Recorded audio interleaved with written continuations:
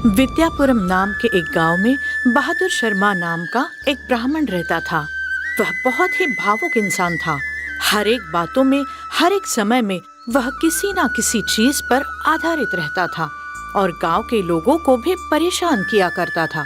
ऐसे ही एक दिन कामाक्षी नाम की शर्मा की पत्नी, क्या जी, आप अभी तक इधर ही हो? जाना नहीं है क्या? उधर शादी का मुहूर्त निकला जा रहा है। पंडित जी होकर आप इतना लेट जाओगे तो कैसे चलेगा? क्या कामाक्षी, क्यों मुझे जल्दी जाने के लिए कह रही हो? हाँ, अभी खराब समय चल रहा है। इस समय बाहर जाना अच्छा नहीं है और थोड़ी देर रुकना है मुझे। मतलब शादी मुहूर्त पर नहीं होगी? आपकी मर्जी के समय पर ही शादी करवानी थी तो मुहूर्त रखने की क्या जरूरत थी? आपकी भावुकता बाजू में रखकर पहले जाओ यहाँ से। पहले ही वो लोग मेरे माँ के रिश्तेदार हैं। आपकी वजह से मुझे डांट पड़ेगी। ठीक है, माँ के रिश्तेदार है इसलिए दिमाग खा रही हो क्या? जाता हूँ। ऐसा कहकर जाने लगता है। तभी कामाक्षी, ओ जी सुनो, 1 मिनट रुक जाओ, आप टॉवल भूल कर जा रहे हो। अरे ये क्या, मेरी चीजों का ध्यान रखना नहीं होता क्या? मैं एक बार चल पड़ा तो वापस लौटकर पीछे नहीं आता। लाकर दो मुझे, हमेशा ऐसा ही करती हो। ये लो पकड़ो। आप ही भूल कर जाते हो तो उसमें मैं क्या करूं? जाइए अभी। फिर जाकर शादी का सारा काम खत्म करके वापस आता है।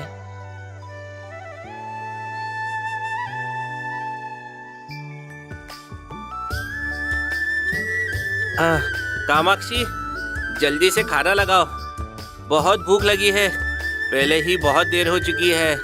क्यों, शादी में आपको किसी ने खाना नहीं दिया जो बिना खाना खाए आ गए? तुम्हें पता है ना, मैं बाहर कहीं खाना नहीं खाता। अब जल्दी लगाओ खाना। ठीक है, गरम गरम खाना बन रहा है। तब तक एक काम करो, जाओ और जाकर हाथ मुंह धो लो। हाँ, मैं धोकर ही अंदर आया हूँ। तुम जल्दी करो। अरे ये क्या, आज कुछ ज्यादा ही भूख लग रही है, बर्दाश्त नहीं हो रही। खाना बनने तक कुछ खा लेता हूँ। हाँ, अरे वाह, यहाँ आम रखा है, इसे खाकर थोड़ी भूख मिट जाएगी।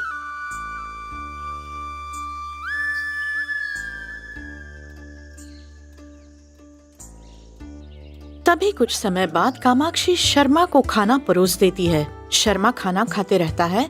तभी बीच में, अरे मैंने यहाँ आम रखा था, कहाँ गया? कहीं वो बिल्ली तो नहीं लेकर चली गई? कोई बिल्ली गिल्ली उसे लेकर नहीं गई। खाना बनने में देर हो रही थी इसलिए वो मैंने खा लिया। बहुत मीठा आम था, एकदम शहद जैसा, बहुत ही अच्छा था। वो मीठा था, ये तुम्हें कैसे पता चला? वो क्या हुआ, मैं आम खा रही थी तभी आप आ गए। मैं आम वहीं पर छोड़कर खाना बनाने चली गई।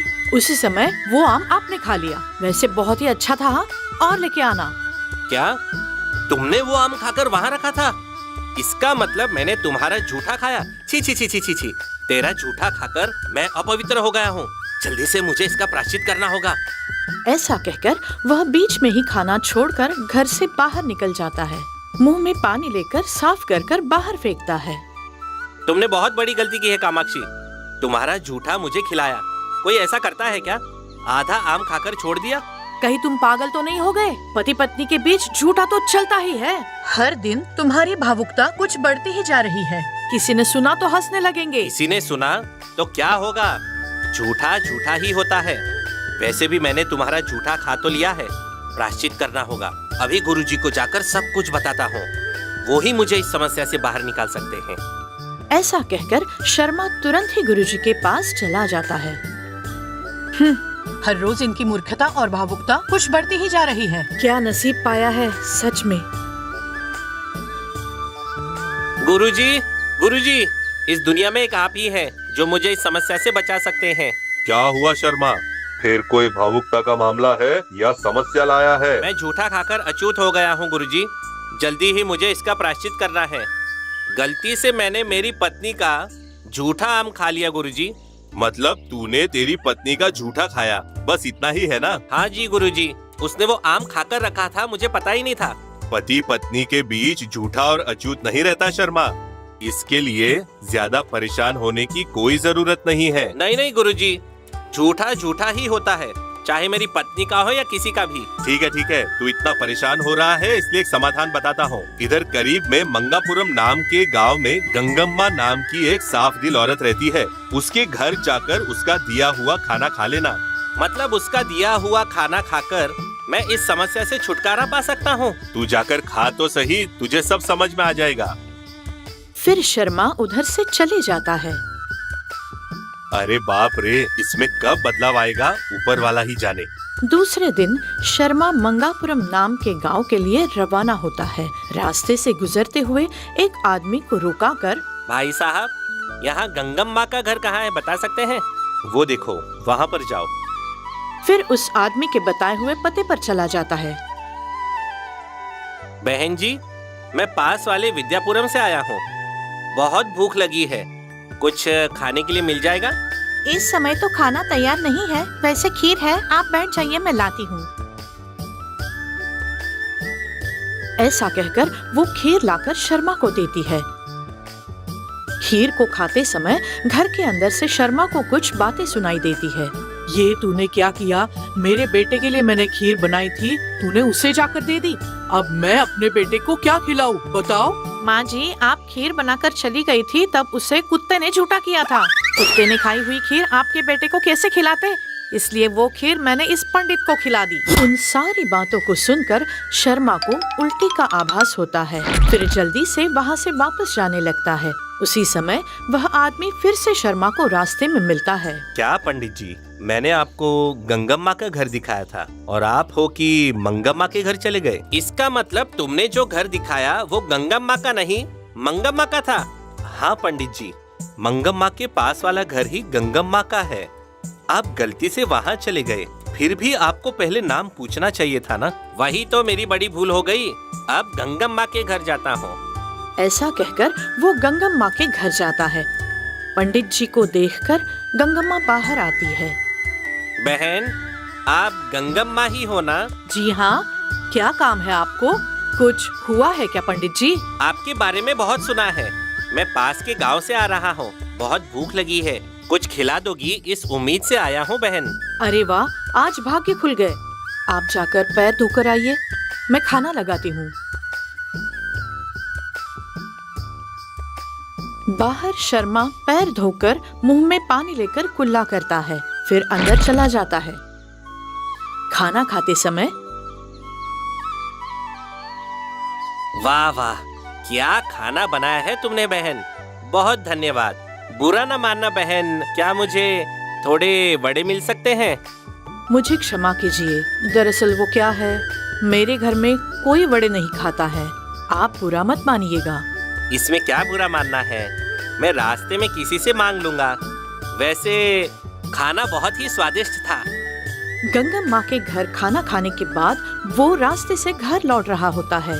मन ही मन सोचता है, चलो अच्छा हुआ, गुरुजी ने जैसा कहा ठीक वैसा ही मैंने भोजन किया। चलो, कामाक्षी के झूठे आम के साथ कुत्ते का झूठा शुद्ध हो गया। एक चीज की कमी रह गई, वड़े खाने नहीं मिले। अगर किसी ने वड़े खिला दिए तो बड़ा मजा आ जाएगा। ऐसे ही कुछ दूर जाकर एक घर के पास रुककर, भाई साहब, क्या मुझे वड़े खिलाओगे? मुझे खाने की बड़ी इच्छा हो रही है। हाँ, क्यों नहीं, आप रुकिए, मैं लाता हूँ। घर के अंदर जाकर वो वड़ा लाकर देता है। शर्मा तुरंत ही उस वड़े को खाने लगता है। अरे, आप तो खाने में बहुत ही फास्ट हो, एक ही बार में इतना बड़ा बड़ा खा लिया। मेरे घर में मेरा बेटा, मेरी पत्नी, मेरी बहू और उसके बच्चे भी एक बार में इतना बड़ा वड़ा कोई भी नहीं खा पाया है आज तक। क्या मतलब आप सभी ने वड़े को पहले से ही झूठा किया था? अरे बाप रे! ऐसा कहकर वो तुरंत वहाँ से भागकर पानी से कुल्ला करता है।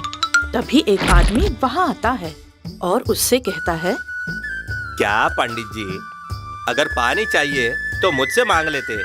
इस पानी को मैंने मेरे भैंसों के लिए भरा था, वो अभी ये पानी पीकर चले गए। भैंसों ने पिया हुआ पानी आप किस लिए पी रहे हो? क्या ये भैंसों ने पिया हुआ पानी है? हे भगवान, ये सब क्या हो रहा है? ये तो बड़ा अनर्थ हो गया। अब कोई फायदा नहीं, गुरुजी के पास ही जाना होगा अब तो। ऐसा कहकर वो गुरुजी के पास जाता है। गुरुजी, बहुत बड़ी गलती हो गई है, अब आप ही बचाइए। बहुत बड़ी भूल हो गई है मुझसे गुरुजी।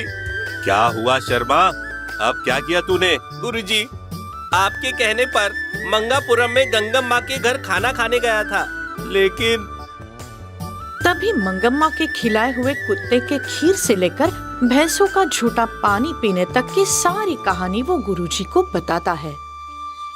अब बताइए गुरुजी, कुत्ते के झूठा खाने से लेकर और 10 लोगों का झूठा खा लिया, आखिर में भैंसों का झूठा पानी भी पी लिया। अब आप ही समस्या से बाहर निकाल सकते हो गुरुजी। देख शर्मा, तूने मुझे पत्नी के झूठे आम के बारे में बताया था, तभी मैंने कहा था पति और पत्नी के बीच शुद्ध अशुद्ध नहीं होता, लेकिन तूने कहाँ सुना।